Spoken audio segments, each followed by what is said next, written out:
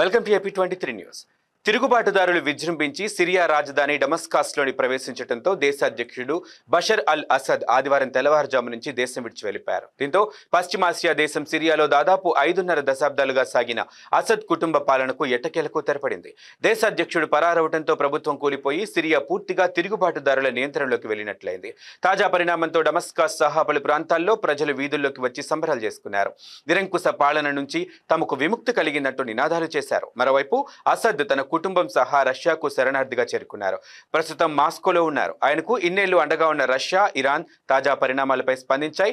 అధికార బదిలీపై తిరుగుబాటుదారులతో చర్చలు జరిపాకే Asad Syria వీడారని Moscow తెలిపింది. ఇక విదేశీ జోక్యం లేకుండా సిరియన్లే తమ దేశ భవిష్యత్తుపై నిర్ణయం తీసుకోవాలని ఇరాన్ సూచించింది. సిరియా 13 ఏళ్లుగా అంతర్యుద్ధంతో సతమతమవుతోంది. అసద్ను గద్దెదించేందుకు తిరుగుబాటుదారులు గతంలో పలుమార్లు ప్రయత్నించి విఫలమయ్యారు.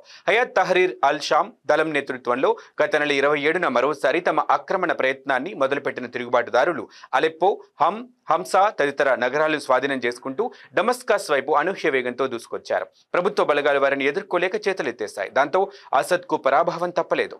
ఆయన పదవీచ్యుతుడయ్యారంటూ సిరియా ప్రభుత్వ రంగ టెలివిజన్లో ఆదివారం ప్రకటన వెలువడింది.